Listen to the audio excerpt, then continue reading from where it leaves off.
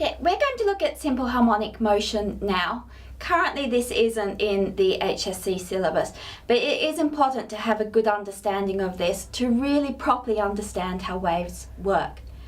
As a wave passes through a medium, the particles making up the medium undergo simple harmonic motion. And in fact, we need something undergoing simple harmonic motion in order to generate a sinusoidal wave, which is the main type of wave that we will be considering.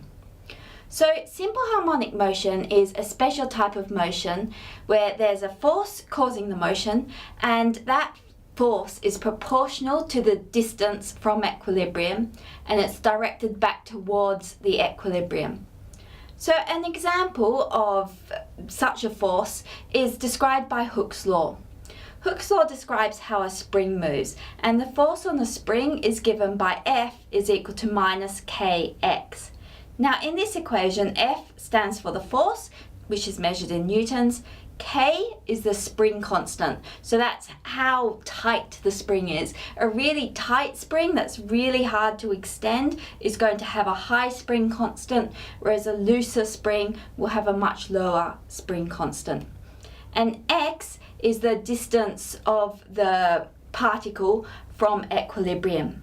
So the minus sign is important in this equation because it indicates that that motion is back towards that equilibrium point. So a mass on a spring such as this one is a nice example of simple harmonic motion. That's because this spring obeys Hooke's law. So when I move the spring away from the equilibrium position, like extending this mass downwards, there's now a force from the spring upwards as it tries to contract, and that force is proportional to the distance from that equilibrium position. Likewise, if I move it up above the equilibrium position, there's a force back down, pushing it to try and get back to that equilibrium position. So as the spring goes, it experiences the largest forces furthest from its equilibrium position, and those forces are back towards the equilibrium position and proportional to the distance from the equilibrium position. So as a result, when this mass oscillates, it undergoes simple harmonic motion. Okay, now we're going to be looking at mechanics in a lot more detail in the next course.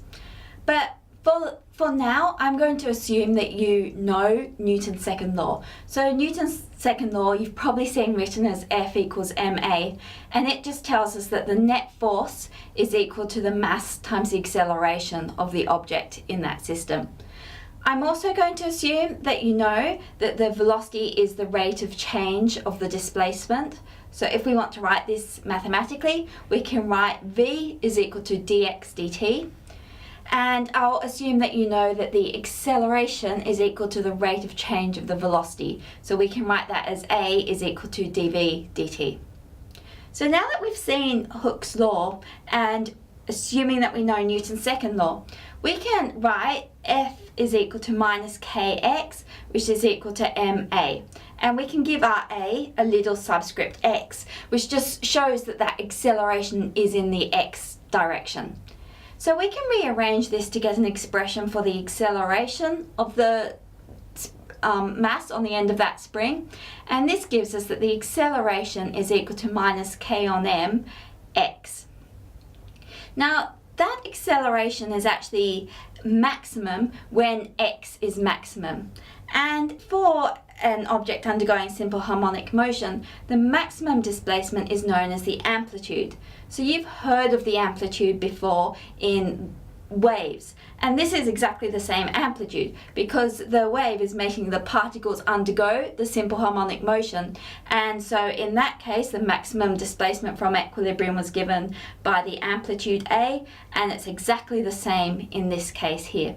So the maximum acceleration for a particle is given by k on m times a.